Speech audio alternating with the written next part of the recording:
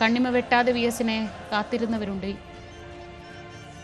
സാരംഗ് കൂടി അവിടെ നിന്ന് ചേർന്നുണ്ട്. സാരംഗ്, ഒരുപാട് ആളുകൾ അവിടെ വി എസിനെ അടുത്തൊന്ന് കാണാമെന്ന് കരുതി പുലർച്ചെ അവിടെ എത്തിയ നിരവധി പേരെ കണ്ടു. അവരൊക്കെ വി എസിന് അവസാനത്തെ അഭിവാദ്യം അർപ്പിച്ച് കാത്തു നിൽക്കുന്നവരാണ്. എന്താണ് അവിടെ നിന്ന് പറയാനുള്ളത്?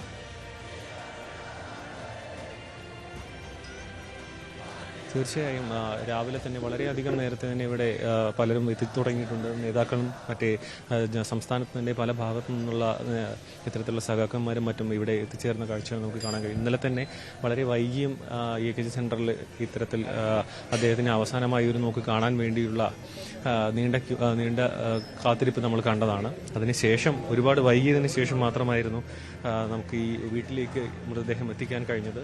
രാവിലെ തന്നെ ഇത്തരത്തിൽ വീട്ടിലേക്ക് മുതിർന്ന നേതാക്കളും മറ്റു സജി ചെറിയാൻ വരുന്ന കാഴ്ച നമ്മൾ കണ്ടു. അതിനൊപ്പം തന്നെ മറ്റുള്ള നേതാക്കന്മാരും ഈ തരത്തിൽ ഇവിടേക്ക് എത്തുമെന്നാണ് നമുക്ക് അറിയാൻ കഴിഞ്ഞത്. ഇത്തരത്തിലുള്ള ഒരു കാഴ്ചയാണ്. അതായത് രാവിലെ തന്നെ ഈ ഒരു വീടിൻ്റെ പരിസരം വളരെ പരിമിതമായ സ്ഥലമാണെങ്കിൽ പോലും ഇവിടെ അത്യാവശ്യം ആൾക്കാർ എത്തിത്തുടങ്ങുന്ന കാഴ്ചയാണ് കഴിയുന്നത്. ഇനിയിപ്പോൾ ഇവിടെ നിന്നും ദർബാർ ഹാളിലേക്ക് മാറ്റുമ്പോൾ കൂടുതൽ പേർ അങ്ങോട്ടേക്ക് എത്തുമെന്ന് നമുക്ക് മനസ്സിലാക്കാൻ കഴിയുന്ന അത്തരത്തിലാണ്. ഈ ഒരു നേരത്തെ തന്നെ ആരംഭിച്ചതുകൊണ്ട് തന്നെ വീട്ടിൽ അത്ര കണ്ട് തിരക്കില്ല. പക്ഷെ എന്നാലും ആൾക്കാർ രാവിലെ തന്നെ ഇവിടെ എത്തുന്ന കാഴ്ചയാണ് നമുക്ക് കാണാൻ കഴിയുന്നത്. അപ്പോൾ അതുപോലെ തന്നെ മുതിർന്ന നേതാക്കളും ഇവിടെ എത്തി തുടങ്ങുന്ന കാഴ്ച നമുക്ക് ഇവിടുന്ന് കാണാൻ കഴിയുന്നുണ്ട്. ശ്രീജ, സാരംഗാണ് വിവരങ്ങൾ നൽകിക്കൊണ്ടിരിക്കുന്നത്. ഒരുപാട് പേർ അവിടേക്ക് എത്തുന്നുണ്ട്. വി എസിൻ്റെ പ്രിയപ്പെട്ടവർ, വി എസിൻ്റെ ആലപ്പുഴയിൽ നിന്നുള്ളവർ, മലമ്പുഴയിൽ നിന്നുള്ളവർ. കാരണം ആലപ്പുഴയിൽ കാത്തു നിന്നാൽ വി എസിനെ കാണുക അത്ര എളുപ്പമല്ലെന്നറിയാം. ആലപ്പുഴയിലേക്കായിരിക്കും ഇനി ആളുകൾ ഒഴുകിയെത്തുക. ശരണ്യ സ്നേഹജൻ ആലപ്പുഴയിൽ നിന്നുണ്ട്. ശരണ്യ, ആലപ്പുഴ എന്ന് പറയുന്നത് വി എസിൻ്റെ മണ്ണാണ്. വി എസിനെ വി എസ് ആക്കിയ മണ്ണാണ്. വി എസ് ആണ് ആലപ്പുഴയിലെ പാർട്ടിയെ നമ്മൾ കാണുന്ന രൂപത്തിലേക്ക് ആക്കിയതും വി എസ് ആണ്. അതുകൊണ്ട് തന്നെ ആലപ്പുഴ കാത്തിരിക്കുകയാണ് അവരുടെ ആ വിപ്ലവ സൂര്യനെ. എങ്ങനെയൊക്കെയാണ് ആലപ്പുഴയിലെ ഒരുക്കങ്ങൾ? എന്തൊക്കെയാണ് അവിടുത്തെ ക്രമീകരണങ്ങൾ?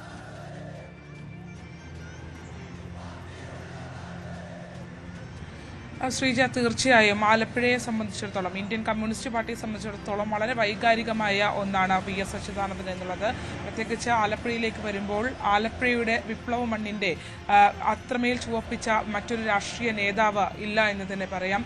നമ്മളിപ്പോൾ ഉള്ളത് വലിയ ചുടുകാട് രക്തസാക്ഷി മണ്ഡപത്തിലാണ്.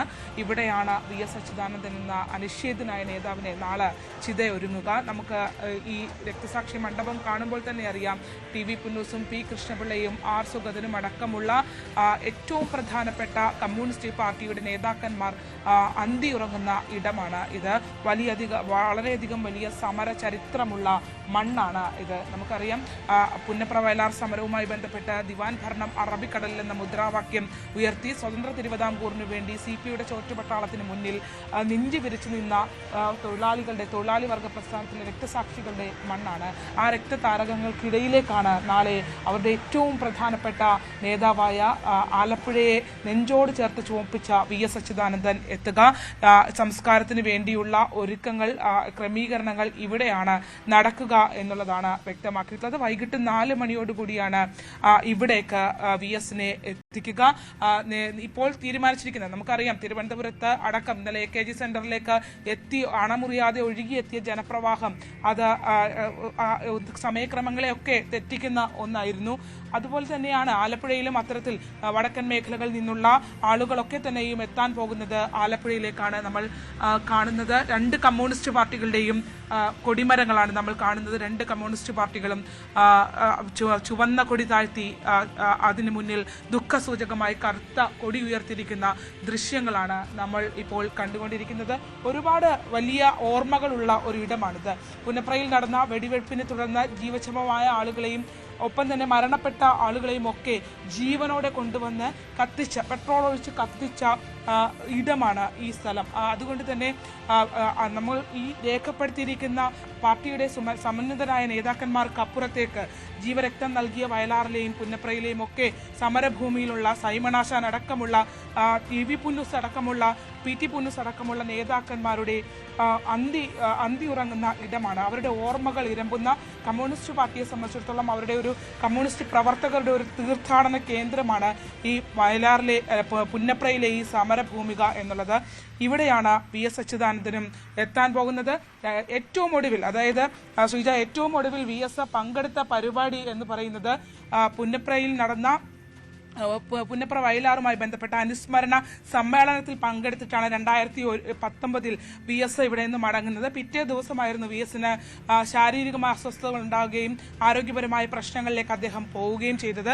അതുവരെ ഇവിടെ നിന്നും പുറപ്പെടുന്ന ഒരാഴ്ച നീണ്ടു നിൽക്കുന്ന വയലാർ അനുസ്മരണ പരിപാടികളിൽ പുന്നപ്രയിലെയും വയലാറിലെയും സമര നേതാക്കന്മാരുടെ അന്ന് സമരം നയിച്ച ഏറ്റവും പ്രധാനപ്പെട്ട നേതാവായിരുന്നു VS എന്നുള്ളതാണ്. പാർട്ടിയുടെ നിർദ്ദേശാനുസരണം ഇവിടെ നിന്ന് തൊഴിലാളികളെ മുഴുവൻ സംഘടിപ്പിച്ച് പുന്നപ്ര അടക്കമുള്ള മേഖലകളിൽ മുൻനിരയിൽ നിന്നുകൊണ്ട് തൊഴിലാളികളെ സംഘടിപ്പിച്ച് അത്തരത്തിൽ വാരിക്കുന്തവുമായി CPIയുടെ ചോറ്റുപട്ടാളത്തെ നേരിടാൻ ധൈര്യം പകർന്ന, ആത്മവിശ്വാസം പകർന്ന അവർക്കൊപ്പം നിന്ന നേതാവാണ്. അപ്പോൾ CPI